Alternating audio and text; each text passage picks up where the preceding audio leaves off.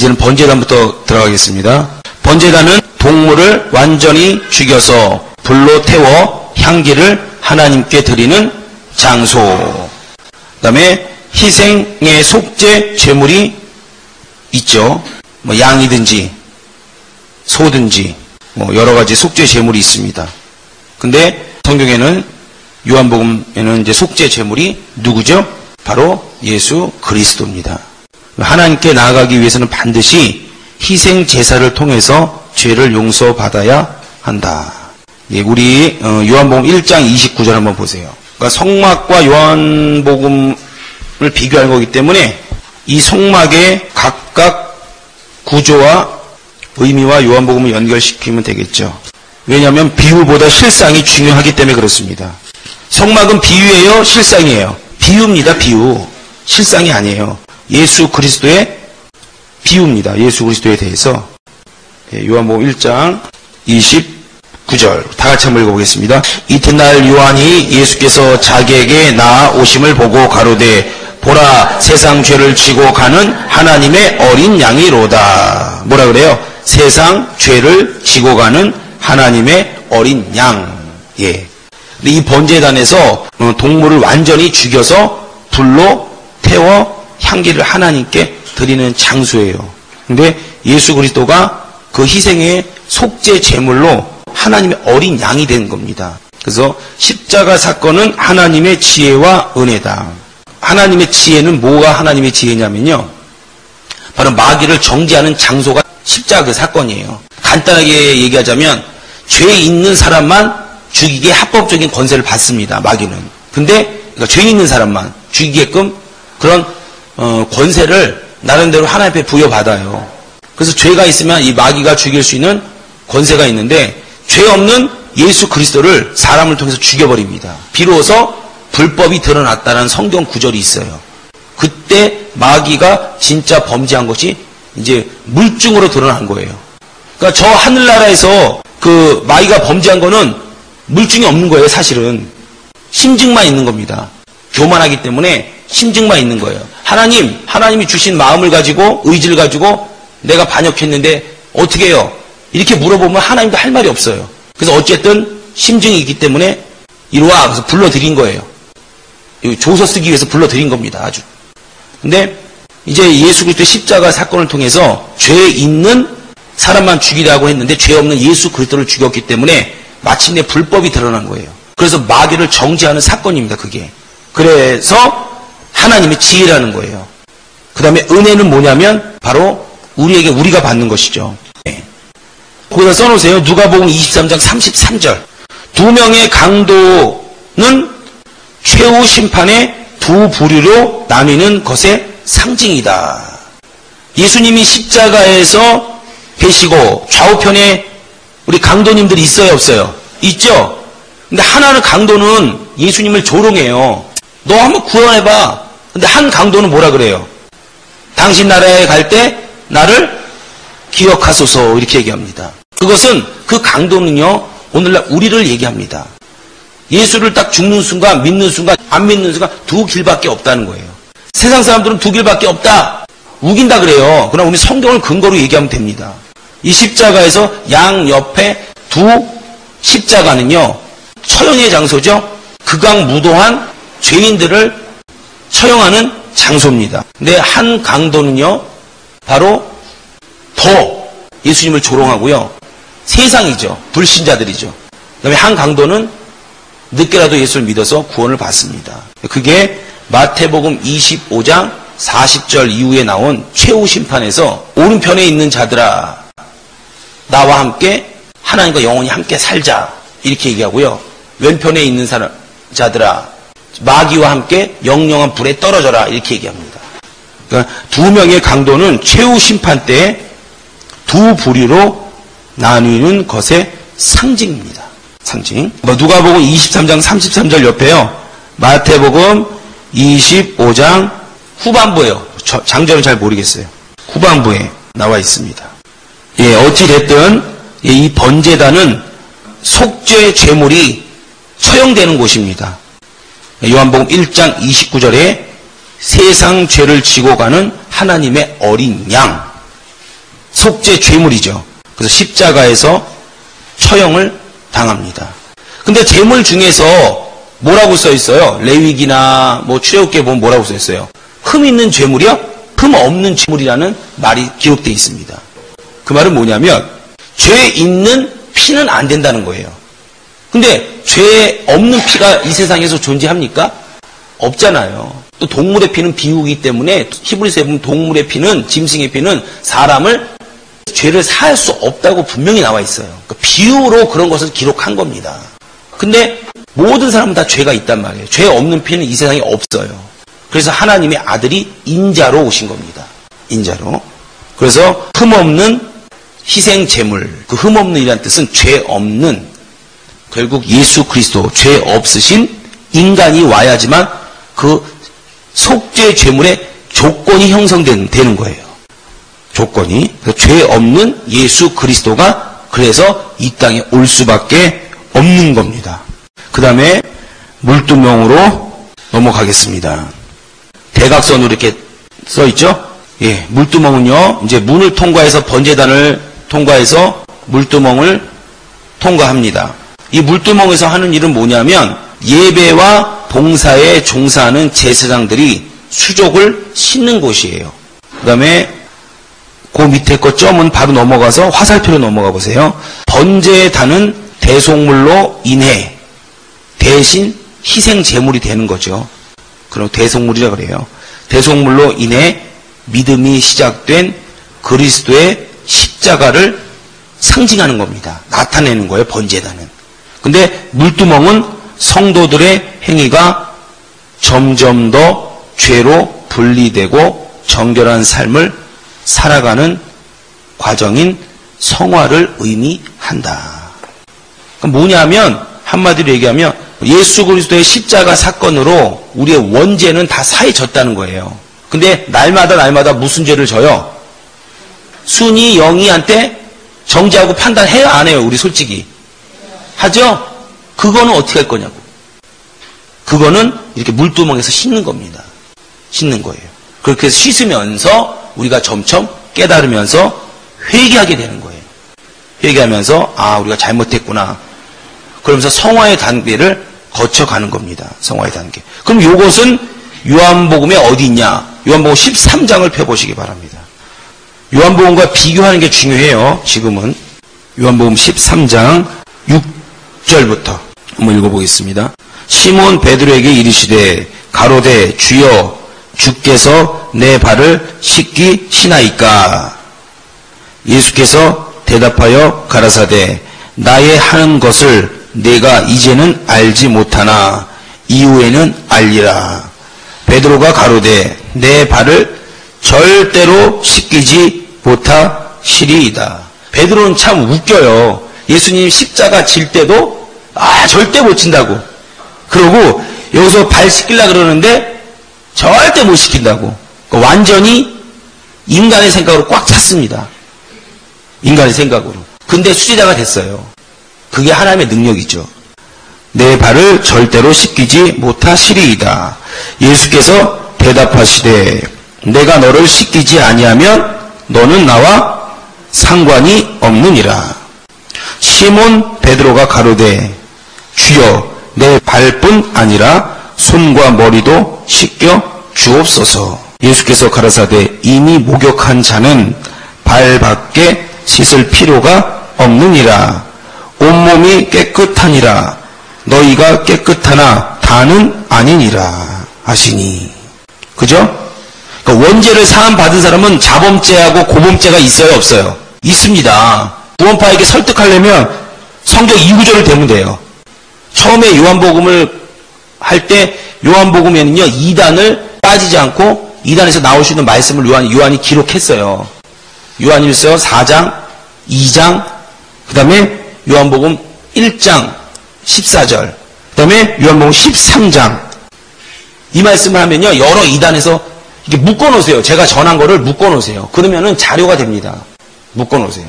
그러니까 물두멍은 뭐냐면 우리가 이미 원죄는 사함 받았는데 자범죄 있으니까 손과 발 씻어야 돼요, 안 씻어야 돼요? 예, 그 물두멍 가서 연락이 씻으라고요. 예, 지금 그래서 세수대에 가서 씻으면 돼요, 안 돼요? 비유입니다, 이거는. 예수의 피. 여러분 혹시 예수 그리스도의 영화를 볼 때 로마 병정이 옆구리 찔리는 장면 봤어요, 안 봤어요? 그 다음에 어떤 장면이 나와요? 저는 유심히 봤어요, 그거를. 지금 봤다고 얘기했으니까 그 다음에 무슨 장면이 나와요? 옆구리 푹 했는데. 뭐가 나오냐면요. 영화마다 다르겠는데 옆구리에 창으로 푹 찔르는데 그 바람이 그때 확 불어오면서 예수님 등에서 불어오면서 피가요. 그 찔른 사람 얼굴에 확 묻어요. 그때 그 찔른 사람이 갑자기 무릎 꿇고 주여 그럽니다. 자세히 보세요. 그게 뭐냐면 피로 적셔지면 그 찔르는 강도보다 더 나쁜 놈이 그렇게 변화된다는 거예요. 그 영화에 보면은. 바람이 또 뒤에서 불어와요. 그건 성령을 얘기하는 거예요. 저는 그렇게 생각을 했어요. 영화 만든 사람이 그런 걸 생각했는지 아니면 저 혼자 이렇게 생각했는지 그건 모르겠는데 바람은 모르겠지만 찔렀는데 그 극악무도한 그 사람이 무릎을 딱 꿇고 주여 그렇게 얘기합니다. 무릎을 딱 꿇어버려요. 그러니까 예수의 피가 죄사함의 능력이 있다는 거죠. 영화 한번 보세요. 한번 자세히 보세요. 은혜가 되더라고요. 그리고 사복음서는요. 여러분이 영화를 한번 봐야 합니다. 예수 그리스도에 대해서 쭉 나온 영화 있죠? 많이 있잖아요. 그런 영화, 뭐 예수님의 생애라든지 뭐 코다바스 이런 거 한번 쭉 보시면은 설교할 때 굉장히 유익해요. 예, 물두멍은 그렇습니다. 그리고 아까 두 번째 점 찍은 거 성막 기구의 순서는 구원 진행 과정과 비슷하게 연결시킬 수 있다. 그러니까 예수라는 문을 통과하고 바로 십자가에서 대속의 사건이 이루어져야 되고 또 대속의 사건이 이루어질지라도 날마다 우리가 짓는 죄가 있어요. 회개한 다음에 그다음에 떡상, 금양단, 금초대 이런 것을 한마디로 얘기하면 다 성령의 역사, 이적 이런 겁니다. 이따가 설명을 할 거예요. 자세하게. 그 다음에 지성소는 하나님을 상징하죠. 그러니까 하나님 앞에 오려면 예수 그리스도라는 문을 통과하고 또 예수 그리스도가 죽어주셔야 하고 피를 흘려주셔야 하고 성령의 역사가 있어야지만 하나님 법궤에 올 수 있다는 거예요. 그래서 성막의 기구의 순서는 구원 진행 과정과 비슷하게 연결시킬 수 있다는 겁니다. 그 다음에 이제 물두멍을 지나서 성소에 조그만 문이 있어요. 문을 들어가서 성소로 갑니다. 성소에 그 세 가지보다도 밑으로 화살표 있어요, 없어요? 성소에 덮개 있죠? 예, 성소, 지성소. 거기 덮개가 있습니다, 덮개. 그 덮개가 또 중요한 역할을 해요. 보세요. 밖에서부터 저기 뒤에 성막이 있네요. 저기 보면은 덮개가 있습니다. 덮개는 4개로 덮어 있어요. 안에서 추울까봐 그런 게 아니고 밖에서부터 해달 가죽 1번 이렇게 적어 놓으세요. 2번이 붉게 물들인 수양 가죽, 그다음에 3번은 염소 털로 만든 덮개, 4번 앙장. 이런 순서로 그 성소를 덮고 있습니다. 근데 성소 내부는요, 다 떡상도 뭘로 돼 있어요? 순금. 이 분향단이 사실 금향단이에요. 금향단. 뭘로 돼 있어요? 역시 금으로 돼 있습니다. 그 다음에 금초대. 말할 것도 없죠. 바로 순금으로 돼 있어요. 이렇게 내부는요, 아주 좋습니다. 근데 외부 중에서도 제일 겉에 덮개로 쓰여진 가죽이 뭐예요? 바로 해달 가죽이에요. 그러니까는 초라하다는 겁니다. 외부는. 초라할 수 있다는 거예요. 근데 내부는 직접 들어와서 경험해 본 사람만이 아는 거예요. 직접. 그러니까 직접 그 성소 안에 성령을 경험해 보지 못한 사람은 죽었다 깨도 예수 믿는 사람들이 왜 예수를 믿는지를 모르는 거예요. 다 때려치고 주의 종길을 가는 거를 그 사람들은 이해를 못하는 겁니다. 왜? 해달의 가죽으로 덮여 있기 때문에. 여기서요, 제가 중요한 메시지를 하나 전하고 갈게요. 우리 그 세마포로 돌아와 보세요. 세마포. 세마포는 계시록 19장 8절에 뭐라 그랬죠? 성도의 옳은 행실. 예. 세상 사람들은 이 안에서 번제단, 물두멍, 성소, 지성소에서 일어나는 회개의 역사와 성령의 역사를 알 수 있을까요? 절대 알 수 없습니다. 그럼 뭐만 봐요? 세마포, 우리의 행실만 봅니다.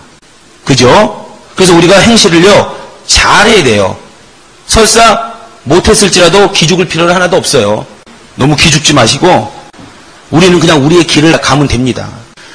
근데요, 중요한 게 뭐냐면 그걸 통해서 번제단과 물두멍을 경험한 사람들도 바로 이 해달의 가죽 안에 있는 그 성소의 여러 가지 의미를 경험하지 못하는 사람은 바로 예수 안에 들어와 있는 사람이 예수 안에 들어와 있는 열심히 하는 사람을 핍박할 수 있다는 거예요. 이 해달의 가죽의 의미는요. 그러니까 예수 믿는 멋쟁이들이 예수 순교자들을 핍박할 수 있다는 거예요.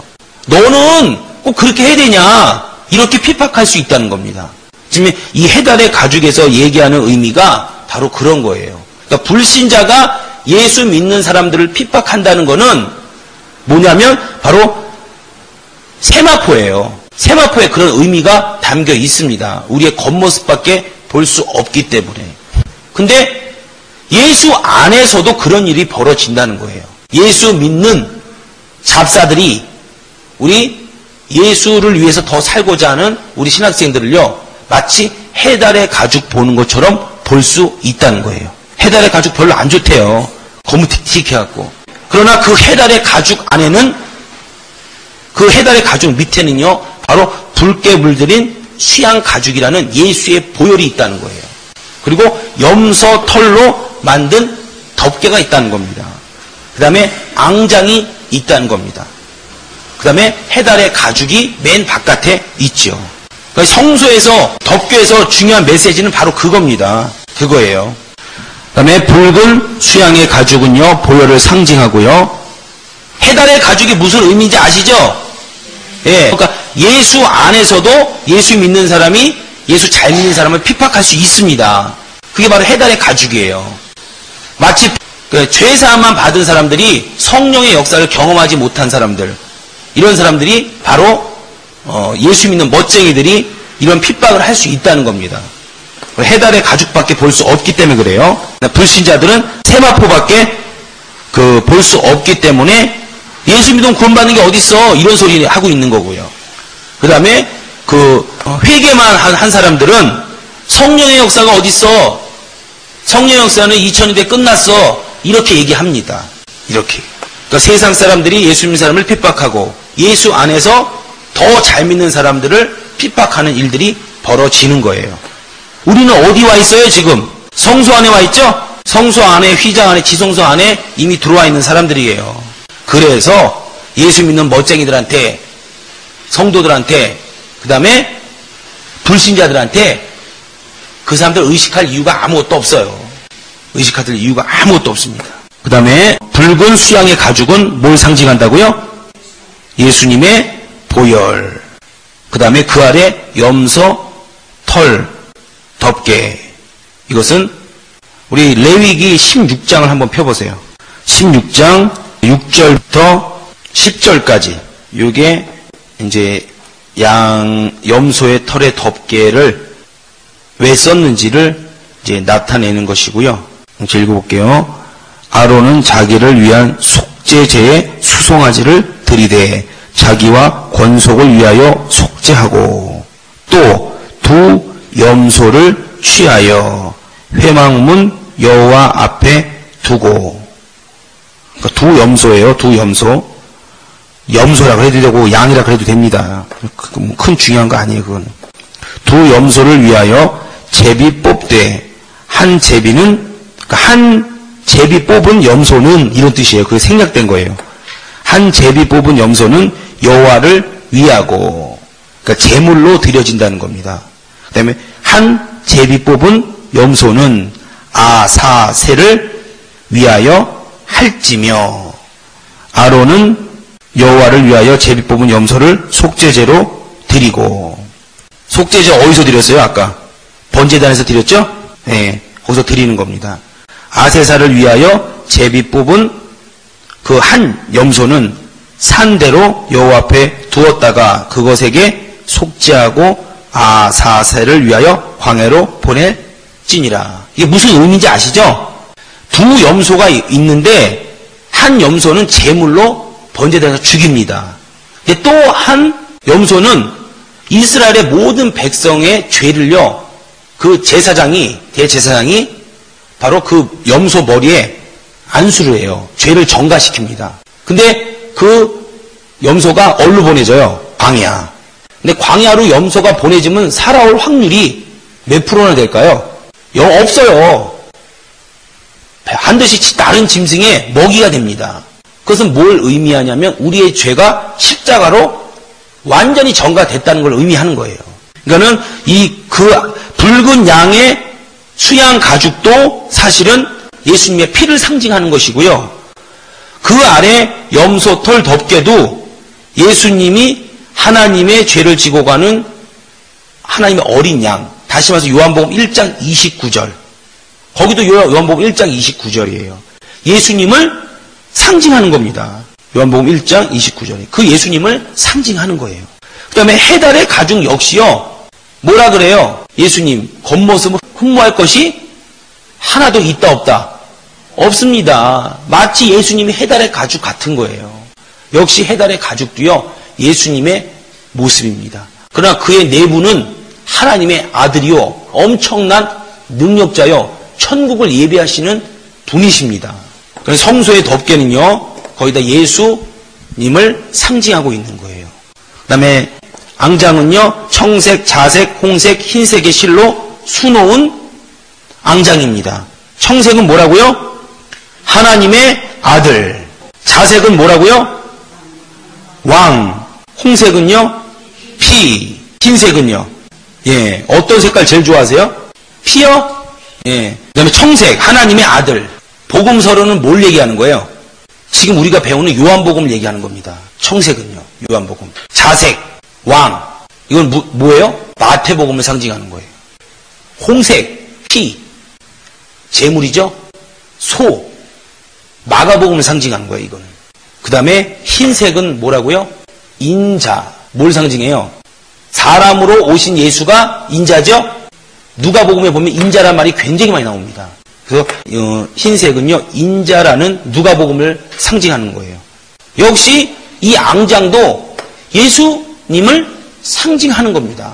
근데 이 문에도요. 똑같이 청색, 자색, 홍색, 흰색의 실로 돼 있다는 거예요.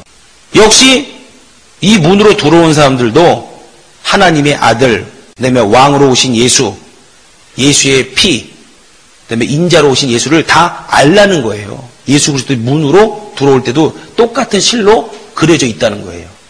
그 의미는 너희들이 우리 모두가 오늘날 네 가지로 하나님을 알 수 있다는 거예요. 네 예수님을 만나야 된다는 그런 뜻입니다. 네, 성소의 덮개를 했고요. 그 다음에 떡상, 금초대, 분향단 순으로 들어가겠습니다. 떡상 옆에 뭐라고 써있죠? 공급. 여러분 이 성막은 출애굽기 25장에 보면은 잘 나와 있어요. 한번 참고로 읽어보시고. 그다음에 떡상을 다른 말로 무슨 상? 진설상. 이렇게 얘기합니다. 그 진설상은요. 사람과 하나님 사이에 영적인 교제를 의미합니다. 영적인 교제. 떡이잖아요. 떡이니까 우리를 먹이시는 것을 또 상징해요. 먹이신. 영적 교제를 상징하고 또 떡이기 때문에 먹이심을 상징하고 또 그런 걸 통해서 하나됨, 연합함을 의미합니다. 그러면 영적 교제는 뭘 의미할까요? 바로 예배를 의미해요. 예배. 거기 써놨죠, 제가 혹시 막 추가한 게 있어갖고 뭘 추가했는지 몰라갖고. 그 다음 먹이심은 뭘 먹입니까? 말씀을 먹이는 거예요. 그래서 예배 때 반드시 말씀 전하는 시간이 있는 거예요. 그리고 교회의 모든 프로그램 중에는 말씀을 전하는 시간이 있어요, 없어요? 있습니다. 그래서 영적 교제, 영적 먹이심에는 반드시 이런 것들이, 이 떡상이라는 것 때문에 그런 것들이 있는 겁니다. 그럼 이 떡상이 요한복음과 무슨 관련이 있는가? 우리 요한복음 4장, 그다음 요한복음 6장 찾아볼게요. 요한복음 4장 23절. 떡상은 공급이라 그랬어요. 공급. 얼마 전에 제가 설교했을 때요, 예배는 영적 공급하심이라 그랬습니다. 영적인 주유소라 그랬어요. 교회는 영적인 산부인과요, 영적인 주유소요, 영적인 식당이죠. 영적 또 뭐예요? 목욕탕. 근데 오늘은 영적 주유소만 얘기하겠습니다. 여러분의 지금 육체가 벤츠예요, 벤츠. BMW예요. 뭐 아우디예요. 저처럼 티코가 아니잖아요. 그죠? 제 차처럼. 아무리 좋은 벤츠라 그래도요, 기름 없으면 어떻게 돼요? 의미 없어요. 거기서 뭐 살 거예요? 거기서 뭐 뭘 할 거예요? 그냥 고철입니다, 고철. 거기에 바로 하나님의 공급하심이 있어야 바로 그 벤츠가 벤츠다운 겁니다. 벤츠로 뭐 유명한 일도 하고 중요한 일도 하고 이렇게 하는 거죠. 그 다음에 떡상은 요한복음의 요한복음 4장 23절 24절 바로 예배를 상징합니다. 하나님께서 참으로 예배하는 자들은 신령과 진정으로 예배할 때가 오나니 곧 이때라. 아버지께서 이렇게 자기에게 예배하는 자들을 찾으시느니라.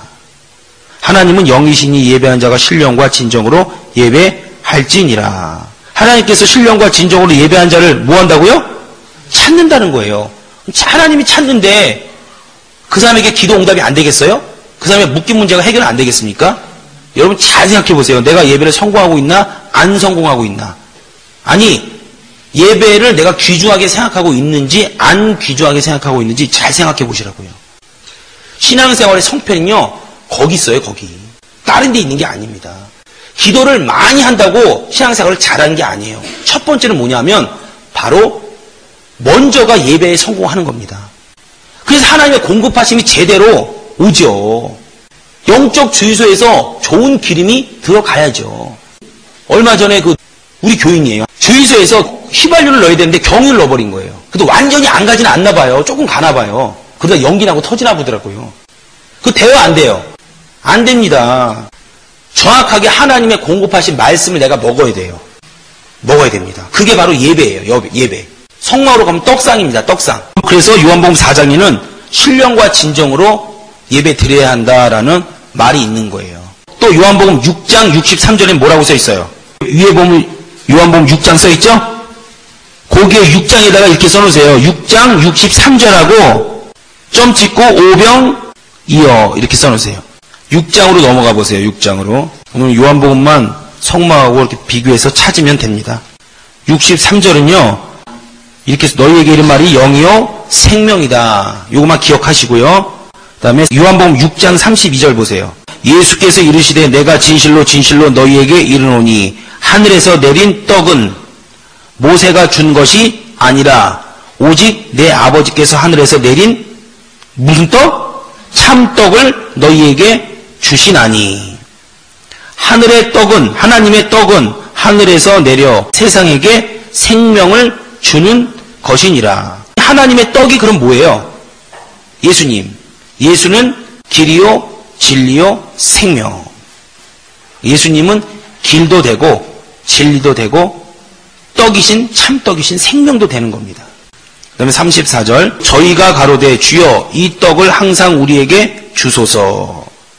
35절 예수께서 가라사대 내가 곧 무슨 떡? 생명의 떡이니 내게 오는 자는 결코 줄이지 아니할 터이요. 그러니까 예배를 제대로 예수님을 보고 오는 사람들은 그 예배에서요 반드시 그 성령의 어떤 기름 부으심과 아주 풍성함을 갖고 돌아갑니다. 근데 마치 그냥 예배 때 연설 들으러 오고 헌금을 하더라도 연설비야 연설비 듣는 강의료 낸다고. 우리 권사님들에서 그런 거 가끔 있어요. 강의료 낸다고. 비유로 하는 건지 진짜로 하는 건지 모르겠는데 그렇게 하면요 절대로 줄이지 않는답니다. 영적으로. 영적으로 줄이지 않으니까 혼적으로 육적으로도 줄이지 않게 되는 거죠. 나를 믿는 자는 영원토록 목마르지 아니하리라. 이렇게 떡상은요 공급을 얘기합니다. 그러니까 요한복음 6장 63절 너에게 이른 말이 영이요 생명이요. 말씀을 먹이신다는 거죠. 그 다음에 요한복음 4장 23절에서 24절은 영적 교제, 다시 말해서 예배, 신령과 진정으로 예배 드린 자를 지금도 오늘도 방금도 찾고 있다는 거예요. 그러니까 떡상에는 그런 의미가 있습니다. 그 요한복음 성경 구절과 연결시켜드렸어요. 그 다음에 금초대로 넘어오세요. 금초대. 이 성소나 지성소나 이런 데는 창문이 있어요, 없어요? 창문이 없습니다. 오직 그 금초대에서 나오는 불빛으로만 환하게 될 수 있어요. 환하게 될 수 있습니다. 다른 빛은 전혀 없습니다. 역시 마찬가지로 요한복음 8장 12절에는요 이렇게 써 있어요. 그 금초대 때문에, 금초대를 상징하기 위해서 바로 예수는 세상의 빛이요 생명의 빛이요 이렇게 나와 있습니다. 근데 그 금초대에서 실제로 빛을 내게 하는 것은 기름이에요. 기름. 빛의 재료인 금초대의 기름은 출애굽기 27장 20절에 보면 감람유라고 나옵니다. 그 감람유의 뜻은 뭐냐면 순결한 기름이에요. 순결한 기름. 그리고 마태복음 25장 1절부터 13절에 보면은 열 천연 비유 나와요, 안 나와요? 나오죠? 근데 등은 들고 있는데 다섯 천연은 기름이 없죠. 근데 그때 그 기름이 바로 감람유예요. 뭘 상징한다고요? 순결한 기름. 그거를 기도하고 성령 충만해야지만 들림받는다. 틀린 말이 아니에요. 그러나 더 풍성하게 해석하면요. 거기에는 등은 다 있잖아요. 등은. 근데 뭐가 없어요? 기름만 없는 겁니다. 그 기름에 대해서 연구할 필요가 있어요. 물론 성령의 의미죠. 성령을 기름으로 표현하니까 성령에 관한 얘기인데 더 정확하게 해석을 하면은 우리의 신앙이 순결을 뜻하는 거예요. 세상과 짝하지 아니하고 오직 신랑이신 예수만 바라보고 있는가. 그런 부분도 우리가 생각할 볼 필요가 있어요. 그러니까 금초 때는 예수님은 세상의 빛이기 때문에 빛이에요. 그래서 예수님을 역시 상징하는 겁니다. 근데 상징하면서 그 빛을 낼 수 있는 것은 실제로 기름이라는 거예요. 그 기름은 성령을 상징하는 겁니다. 성령. 성령의 기름 부으심도 상징하는 거예요. 사실 떡상도요 예수님을 상징하는 것이고요. 성소의 덮개도 예수님을 상징하는 것이고 금초대도 예수님을 상징하는 것인데 성령을 동일하게 함께합니다. 다. 너무 그것까지 얘기를 해버리면 너무 복잡해요. 너무 복잡해. 그러니까 떡상도 사실은 이 떡상 옆에다 써놓으세요. 14장 17절 보면은 성령은 진리의 영이다 이렇게 써 있어요. 하나님이 우리에게 영적으로 떡과 어떤 말씀을 먹일 때 반드시 진리의 영이신 성령이 역사하게 돼 있다는 거예요. 그걸 의미하는 겁니다. 그걸. 그 다음에 금초대 역시 불을 밝히는 예수님이 계시지만 그 불을 밝히는 것은 바로 기름, 성령을 의미한다는 거예요. 성령. 그러니까 예수님과 성령은 떨어질래에 떨어질 수가 없어요. 떨어질래에 떨어질 수가 없습니다. 그래서 금초대는 요한복음 14장부터 16장까지를 얘기하고 있습니다. 분향단 역시 마찬가지예요. 분향단 역시 금향단이죠. 금향단. 분향단 하기 전에 여기 보면은 떡상, 금초대, 금향단 다 뭘로 돼 있어요? 금으로 돼 있죠? 다 금으로 돼 있어요. 그 뭘 얘기하는 거냐면 성경에 보면 정금 같은 믿음 이렇게 써 있어요. 다시 말해서 하나님의 떡상을 얘기하는 거예요. 이제는 떡상 하나님의 말씀을 우리가 받을 때 뭘로 받아요? 믿음으로 받죠? 예, 그거를 얘기하는 거예요. 금으로 쌓였다는 것은. 그 다음에 예수 그리스도 성령의 역사, 기름 부으심 할 때 어떤 사람 병 날 때 그 사람 병 뭘로 고쳐요? 목사님 손바닥으로 고칩니까? 아니죠? 믿음으로 고치는 거예요. 믿음으로. 역시 금향단 역시 오늘 설명할지 내일 설명할지 모르겠는데 역시 금향단은 기도입니다. 기도. 중보 기도 써 있는데 옆에다가 중보도 써놓고요. 그 옆에다가 기도도 써놓으세요. 기도 정성으로 합니까? 믿음 없이 3박 4일 기도해버리면 기도 응답 돼요? 안 되죠? 역시 기도 역시 믿음으로 하는 거예요. 그래서 떡상이나 분향단이나 금초대는 다 금으로 쌓였다는 것은 뭘 얘기하는 거냐면 바로 믿음을 요구한다는 뜻이에요. 믿음을. 그러니까 사실은 예수님, 성령, 우리의 믿음이 삼위일체가 성소 안에서 이루어지고 있는 겁니다. 예수님이 채찍에 맞으셨어요? 안 맞으셨어요? 맞았죠? 근데요, 그 사실만 갖고는 안 돼요. 성령이 그 사실을 증거해야 합니다. 그리고 고침을 받는 사람이나 고치는 사람이 뭐가 있어야 돼요? 믿음이 있어야 고칠 수 있는 거예요. 제가 지금 비유로 드는 겁니다. 이 성소 안에서 벌어지는 일들을 비유로 얘기한 거예요. 예수님이 채찍에 맞으셔서 십자가의 공로를 이루어 주셔야 하고요.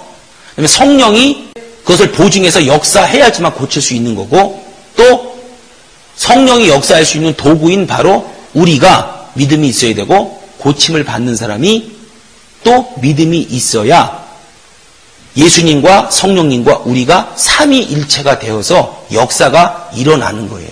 지금 성소에서요, 그거를 말해주고 있는 겁니다. 그 다음에 그러면 이 금초대가 요한복음에 어디에 있는지, 무엇을 의미하는지 요한복음 14장 한번 찾아보겠습니다. 우리 강의의 초점을 잃어버리면 안 돼요. 성막 기구와 구조와 요한복음을 비교하는 겁니다. 요한복음 14장 17절. 저는 진리의 영이라. 세상은 능히 저를 받지 못하나니 이는 저를 보지도 못하고 알지도 못함이라. 그러나 너희는 저를 아나니 저는 너희와 함께 거하심이요 또 너희 속에 계시겠음이니라. 우리는 성령을 알아요, 몰라요? 성령의 역사를 지금 경험하고 있어요? 안 경험하고 있어요? 근데 외부에서 세상은 저를 모른다는 거예요. 왜? 해달의 가죽밖에 못 보고 세마포밖에 못 보기 때문에 성소에서 일어나는 일들을 알 수가 없어요. 그래서 세상 사람들 앞에서 기죽을 필요 있어요, 없어요? 없습니다. 그 기죽을 필요 하나도 없어요. 혹시 죄졌다 그래서 고개 이렇게 푹 숙이고 가지 마세요. 자신감 있어요. 그 사람들은 마귀의 자녀고 우리가 하나님의 자녀인데 왜 기죽습니까? 그 사람들이 우리한테 배우러 와야지. 그는 우리는 하나님의 자녀라는 걸 명심하세요. 조금 죄졌다 그래서 푹 가라앉고, 조금 뭐 안 된다 해서 푹 가라앉고, 이럴 필요가 하나도 없어요. 아무리 이 땅에 거지처럼 살아도 하나님의 자녀예요. 확신하시기 바랍니다. 예. 그 다음에 14장 26절. 보혜사 곧 아버지께서 내 이름으로 보내실 성령, 그가 너희에게 모든 것을 가르치시고 내가 너희에게 말한 모든 것을 생각나게 하시리라. 여러분이 누구한테 말씀을 전할 때, 또 예배 때, 여러분 기억나고 생각나는 말씀 있어요, 없어요? 있죠? 누구한테 뭐 구역 예배를 전하거나 전도할 때 있잖아요. 그게 바로 여러분 안에 계신 성령이 그 말씀을 조명하는 거예요, 조명. 그러니까 집중한다는 뜻이에요. 여기 아까 성소에는 창문이 있어요, 없어요? 없죠? 그러면 오직 이 형광등으로만 환하게 할 수 있습니다. 그 역할이에요. 성령께서 역사하시는 게. 그건 지금 제가 본론 26절 9절은 금초대를 상징하는 거예요. 금초대. 조명. 성령의 조명. 우리 안에 있는 말씀이 마치 여기 있는 물처럼 들어가 있으면 이 물을 더운 물, 찬물, 중간물로 빼는 것은요, 바로 성령이 하는 겁니다. 이 안에서 율법, 못 빼고, 쫙쫙쫙 빼는 거는 성령이 하시는 거예요. 그걸 성령의 조명이라 그래요. 꿈에 어느 말씀만 밝게 보이면요, 그게 성령의 조명입니다. 자기가 가는데 어느 한 말씀만 다 아는 건데 유달리 나를 사로잡는 말씀들이 있어요. 그게 바로 성령이 조명하시는 거예요. 꼭 필요한 겁니다. 여러분이 살아있다는 증거 중에 증거입니다. 꼭 귀신만 떠나가야 살아있다는 증거냐? 그거 아니에요. 그래서 외적으로 보여지는 표적이고, 중요한 건 내 안에서 성령이 나를 이끄셔야 한다는 거예요.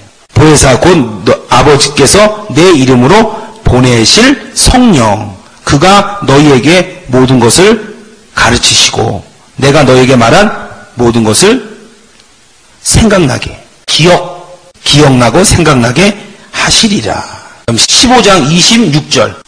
내가 아버지께로서 너희에게 보낼 보혜사 곧 아버지께로서 나오는 진리의 성령이 오실 때에 그가 누구를 증거한다고요? 나를, 예수님을 증거한다는 거예요. 그러니까 성령은, 성령의 제1사역은 뭐냐면요, 변호자란 뜻입니다. 두 번째가 뭐냐면 경호자란 뜻이에요. 세 번째가 뭐냐, 위로자란 뜻입니다. 성령의 3대 사역이에요. 그러니까 성령의 3대 사역은요, 예수님을 변호하는 겁니다. 이 사람이 지금 성령의 역사를 일으키냐 안 일으키냐는요, 그 사람이 예수님을 증거하고 있느냐, 예수님에 관한 것을 말하고 있느냐 안 말하고 있느냐가 보면은 성령의 사주를 받는지 귀신의 사주를 받는지 잘 알아요. 무슨 얘기인지 아셨죠? 예언 조심해야 합니다. 예언은요, 예수님이 언제 우리한테 앞날 보여준 적 있어요? 뭐라 그래요? 기도하라 그랬잖아요. 기도. 예수님도 직접 기도하는. 그러니까 교회적으로 하나님의 일 때문에 예언하는 경우는 있어요. 근데 개인의 앞날을 예언하는 건 옳지 않습니다. 생명과 복과 저주와 사망을 네가 택하라. 택하면 하나님이 역사해 주는 거예요. 그 다음부터. 그러니까 우리의 앞날은 하나님이 고의로 일부러 안 아시려고 작정하셨어요. 전도서 7장 펴보세요. 14절. 형통한 날에는 기뻐하고 공고한 날에는 생각하라. 하나님이 이 두 가지를 병행하게 하사. 그러니까 우리가 기뻐할 때도 있고 힘들 때도 있다는 거예요. 근데 힘들 때 대부분 일 안 풀 때 누구 찾아가요? 기도원에 가서 예언하는 사람 찾아가죠? 따라 너 신학교 가라. 따라 동쪽으로 가라. 따라 떡볶이 장사해라. 이리 간단 말이에요. 근데 하나님은 뭐라고 써있냐? 하나님이 이 두 가지를 병행하게 하사. 사람으로 그 장래의 일을 능히 헤아려 알지 못하게 뭐 했어요? 하나님은 우리의 장래를 알지 못하게 했습니다. 왜요? 하나님 기도하기를 원하는 거예요. 하나님을 의지하기를 원하는 거고요. 만약에요, 제가 여기서 여러분은 앞으로 어떻게 됩니다 라고 얘기해버리면 여러분 기도해요, 안 해요? 안 합니다. 근데 하나님은 그 어려움을 통해서 기도하길 바라시는 거예요. 그랬을 때 영적으로 막 상승이 되고 충만함을 얻는 겁니다. 근데 하나님이 필요할 때는요, 예언도 할 수 있어요. 근데 99.9%가 가짜라고 생각하면 됩니다. 그러니까 아예 그렇게 위험한 걸 못 들어요. 우리는 성경 66권이 우리를 충분히 인도한다고 믿습니다. 그쵸? 그래요, 안 그래요? 예. 그렇기 때문에 성경 66권만 따라가면 돼요. 다시 요한복음 16장 1절부터요 14절까지 쭉 읽을게요. 그가 와서 죄에 대하여 의에 대하여 심판에 대하여 세상을 책망하리라. 죄에 대하여라 하면 저희가 나를 믿지 아니하며, 믿지 않는 게 죄입니다. 믿음으로 하지 않는 게 죄고요. 의에 대하여라 하면 내가 아버지께로 가니 너희가 다시 나를 보지 못함이라. 의라는 것은 부활을 상징하는 거예요. 부활. 그 다음에 심판에 대하여라 하면 이 세상 임금이 심판을 받았음이니라. 마귀, 귀신을 얘기하는 거죠. 그 다음에 13절. 그러하나 진리의 성령이 오시면 그가 너희를 모든 어디로 인도한다고요? 진리 가운데로. 진리가 뭐예요? 바로 예수님이 진리입니다. 그러니까 예수님이 하신 행적과 예수님이 하신 말씀과 예수님이 하신 십자가 사건으로 우리를 인도한다는 거예요. 예수님이요. 성령이 오시면. 그래야지만 또 성령의 역할을 하는 거고 이 사람이 성령의 인도를 받는다고 할 수 있습니다. 그가 자의로 말하지 않고 오직 듣는 것을 말하시며, 예수님께 들은 것을 말하는 거예요. 성령은 하나님의 말씀을 초월하지 않습니다. 뭐 제3의 성령 운동을 해서 성경 말고 또 뭐가 나오는 그런 집단들이 있는데 올바른 게 아니에요. 그거는 올바른 게 아니에요. 오직 듣는 것을 말하시며 장래의 일을 너희에게 알리라. 여기서 장래라는 것은 우리의 개인 앞날 이런 것을 얘기하는 게 아니에요. 앞으로 천국 있죠. 천국, 교회의 앞날, 그 다음에 그 교회가 큰 가야 할 방향, 전체적인 대중적인 이런 것을 의미하는 겁니다. 조금 있다 너는 무슨 사역을 해야 되고, 조금 있다 너는 떡볶이 장사를 해야 되고, 이런 걸 얘기하는 게 아니라는 거예요. 아셨죠? 그러니까 예언이 여러분에게는 이제는 필요 없어요.